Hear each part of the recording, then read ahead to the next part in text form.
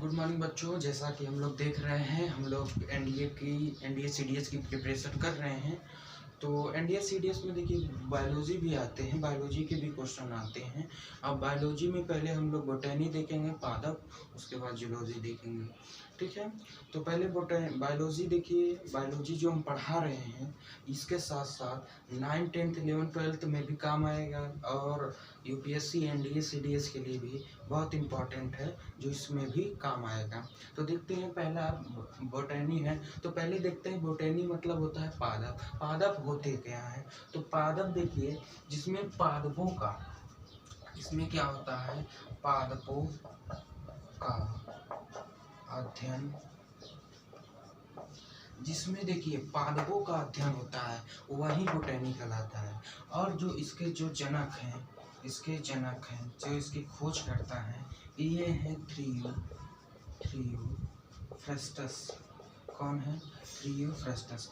थ्रियोफ्रस्टस ने बोटैनी का निर्माण किया था। थ्रियोफ्रस्टस हैं जो बोटैनी का निर्माण किया था। और इनके साथ एक है मॉर्फोलॉजी। मॉर्फोलॉजी मतलब होता है आकार की। अब इस मॉर्फोलॉजी आकार की में क्या होता है कि जो पेड़ पौधे होते हैं, पेड़ पौधों की जो बाहरी चीज होती है ना, जैसे तना हो गया, ये सब का अध्ययन जिसमें किया जाता है, जो बाहरी चीज का अध्ययन किया जाए उसी को मॉर्फोलॉजी या फिर आकार भी कहते हैं। फिर देखते हैं इस बोटैनी में, देखिए रूट आते हैं। रूट मतलब होता है जड़, ठीक। रूट आते हैं और इसके साथ शूट भी आते हैं।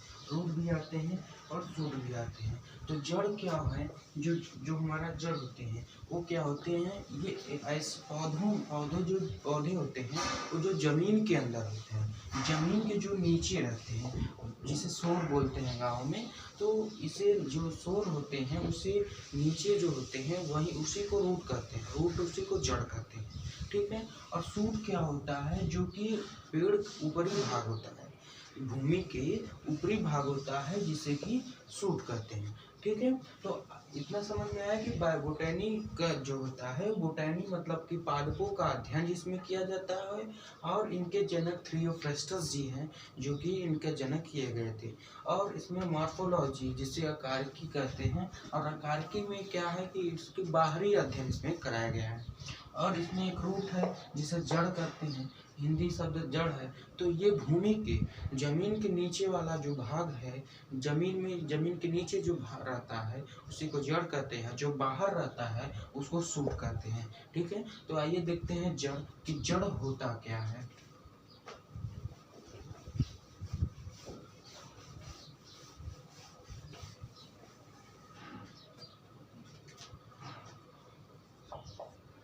जड़, तो जड़ होता है जो जमीन के नीचे वाला हिस्सा होता है, उसी को जड़ कहते हैं।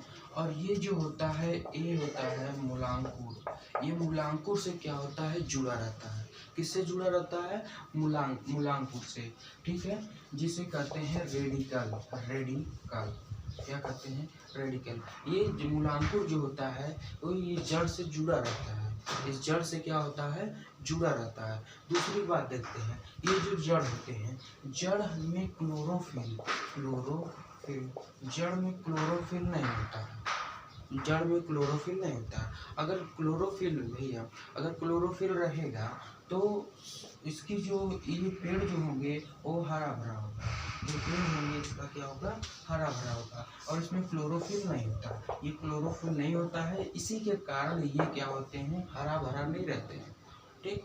और इसी के कारण ये हरा भरा नहीं होते हैं। फिर अब देखते हैं रूट हो गया। अब रूट के देखिए, रूट इस तरीके से होते हैं, जमीन ये होते हैं, इसी को, ये जो होते हैं, जो पेड़ का ये सोर होता है, ये इसी को बोलते हैं रूट हेयर, जिसे कहते हैं कि जड़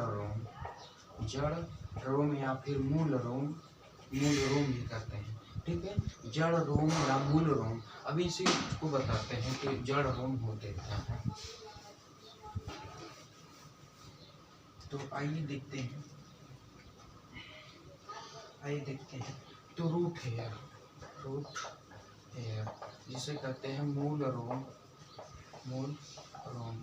तो मूल रोम जो होते हैं, मूल रोम जो होती है, ये क्या होता है, ये उसके नीचे का, जड़ के नीचे का एक पतला रेशा होता है। क्या होता है? पतला, क्या होता है? पतला रेशा होता है। जड़ के नीचे क्या होता है? पतला रेशा है। इसमें जो खनिज और जल, ये दोनों का, खनिज और जल का अवशोषण होता है। क्या होता है? अवशोषण होता है जड़ से। और ये किसके विधि से होता है? तो ये ऑस्मोसिस से होता है। ऑस्मोसिस, जिसे कहते हैं परासरण। परासरण विधि से ये क्या होता है? परासरण विधि से ये क्या हो जाता है? अवशोषण हो जाता है। अवशोषण होता है, जिसे को कहते हैं रूट हेयर, जो इस तरीके से रहता है जमीन में, इस तरीके से। यही जो होता है, पतला सो रहता है, यही रूट हेयर रोम, जिसे कहते हैं मूल रोम। ठीक है, आशा करते हैं समझ में आ रहा होगा। ना समझ में आए जरूर बताइएगा।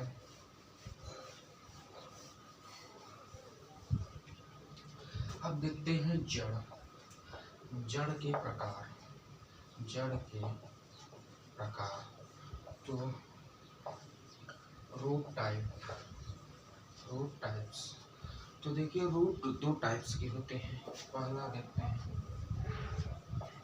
पहला होता है मूसला जड़। क्या होता है? मूसला जड़। और दूसरा क्या होता है? अपस्थली। इसे कहते हैं रूट टाइप। और इसे अपस्थली को कहते हैं एडवेंटिजियस। ठीक, एडवेंटिजियस। ये मूसला जड़ जो होता है, ये तो जमीन के नीचे रहता है। ठीक है, जमीन के नीचे रहता है, और इस जड़ों से क्या होता है? परस्पर जुड़ा रहता है। अगर इस मूसला जड़ को ना काट दिया जाए, अगर मूसला जड़ को क्या कर दिया जाए? काट दिया जाए, तो मूसला जड़ को काटने से ये क्या हो जाते हैं? सूख जाते हैं। मूसला जड़ को काटने से क्या हो जाते हैं? ये सूख जाते हैं। ठीक है, मूसला जड़ को अगर काट देते हैं तो ये सूख जाते हैं। कुछ समय पश्चात जो पेड़ होते हैं वो गिर जाते हैं। जैसे कि देखते हैं सलजम, और इसी के साथ है चुकंदर। ठीक है, ये इसके उदाहरण होते हैं। अब देखते हैं अपस्थली। ये क्या होते हैं? अपस्थली जो होते हैं, ये इसके बाहरी पेड़ के ऊपर होते हैं, और ये पेड़ों से ना जुड़े नहीं होते हैं। लेकिन अगर इसको काट दिया जाए ना, तो इस पे भी, कोई पेड़ को अगर काट भी दिया जाए तो इस पे कोई भी किसी तरीके का प्रभाव नहीं पड़ेगा। जैसे कि देखिए, जैसे एग्जाम्पल है बांस है। अब बांस के साथ पीपल भी है। ठीक है, बांस है, पीपल है, और सब चीजें हैं। तो ये होते हैं। ठीक है, अब चलिए आगे देखते हैं। इतना समझ में आया होगा।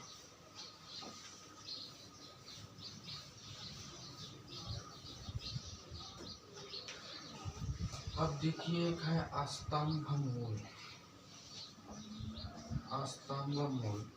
तो स्तंभ मूल क्या होते हैं? एक हमने अभी बताया है एडवेंटिजियस, जिसे कहते हैं कि अपस्थली। और ये अपस्थलियों के जो पेड़ होती है, जो सीधे क्या होते हैं? खड़े होते हैं। सीधे खड़े होते हैं, जो पेड़ जो होते हैं अपस्थलियों के, जो सीधे पेड़ खड़े होते हैं, उसी को स्तंभ मूल कहते हैं। दूसरा में है अवस्थम्भ। क्या है? अवस्थम्भ मूल। और दूसरा अवस्थम्भ मूल। इसमें भी क्या होते हैं? एडवेंटिजियस। ये क्या होते हैं? एडवेंटिजियस अपस्थली। ये अपस्थली क्या हो? सीधे ना खड़े हैं। तो जब ये सीधे नहीं खड़े होते हैं ना, तो इसी को अवस्थम्भ मूल कहते हैं। ठीक है, अवस्थम्भ मूल कहते हैं। जैसे देखिए, स्तंभ में जैसे हो गया कि पीपल, बरगद होता है। और स्तंभ में होता है, जैसे हो गया इसमें मक्का हो गया। और मक्का के साथ क्या हो गया? पास। ठीक है, इतना है। और अभी नेक्स्ट वीडियो में और भी वीडियो अपलोड की जाएंगी, और ये बहुत इंपॉर्टेंट वीडियो हैं, जो कि कंपटीशन के लिए तो महा इम्पॉर्टेंट है, जैसे NDA CDS के लिए, और जीके के तौर पे देखें तो और भी चीज़ें कॉम्पिटिटिव एग्जाम में है, 9th 10th 11th 12th में भी इम्पोर्टेंट है। ठीक है, तो आशा करते हैं आपको समझ में आया होगा। तब तक के लिए धन्यवाद। बाकी के कल वीडियो आपको प्रोवाइड की